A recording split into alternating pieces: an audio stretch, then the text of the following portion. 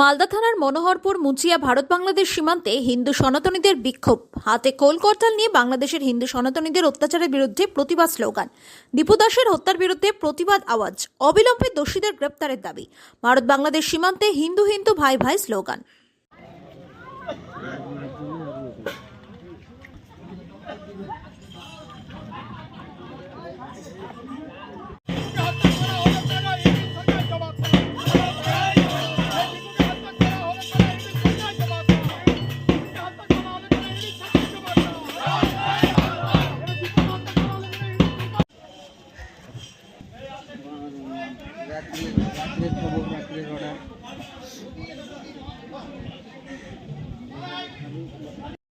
আপনারা জানেন যে পার্শ্ববর্তী আমরা তারকাটার ধারে আছি, পার্শ্ববর্তী বাংলাদেশে যেভাবে দিনের পর দিন সনাতনীদের উপর আক্রমণ করছে এবং সদ্য দিনু দাসকে তারা পিটিয়ে মেরে তাকে উল্টো করে গাছে ঝুলিয়ে জীবন্ত পুড়িয়ে যেভাবে মারা হয়েছে, তার জন্য সেখানকার যে সরকার আছে ইউনিস সরকারের কাছে আমরা হুমকি দিচ্ছি যে এরপরে যাতে একটা হিন্দুর গায়ে হাত না পড়ে।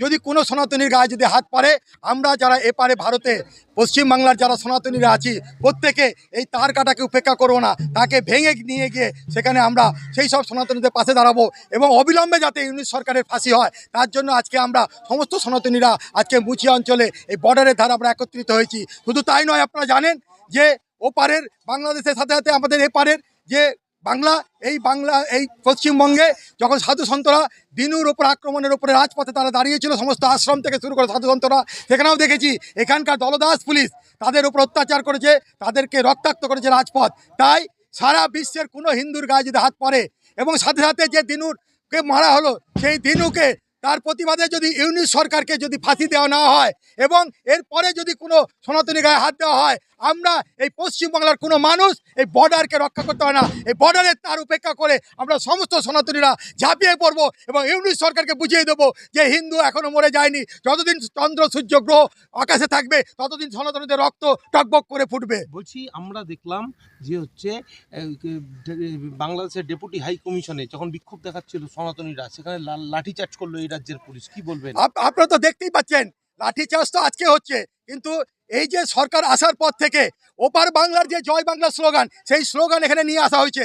ওখানকার জিহাদিরা তারা ওখানে ঘোষণা করছে 7 সিস্টারকে আলাদা করে দিবে এবং সেই 7 সিস্টারকে সহযোগিতা করার জন্য এখানকার যে সরকার আছে সেই সরকার এখানকার পুলিশকে তারা রেখেছে। এখানকার সনাতনীরা যাতে এই বাংলাকে রক্ষা করার জন্য যে রাস্তায় নামে তাদের উপর আক্রমণ করবে, সেটা আমরা দেখতে পারলাম যে দিনুকে যখন জ্বলন্ত পুড়িয়ে মারলো, আমাদের সনাতনীরা যখন হাইকমান্ডের কাছে পৌঁছালো তখন সেখানকার দলদাস পুলিশ তার নেতৃত্বে, পুলিশ মন্ত্রীর নেতৃত্বে তাদের উপর লাঠি চার্জ করলো। কিন্তু এই লাঠি চার্জ করে কখনো থামানো যাবে না।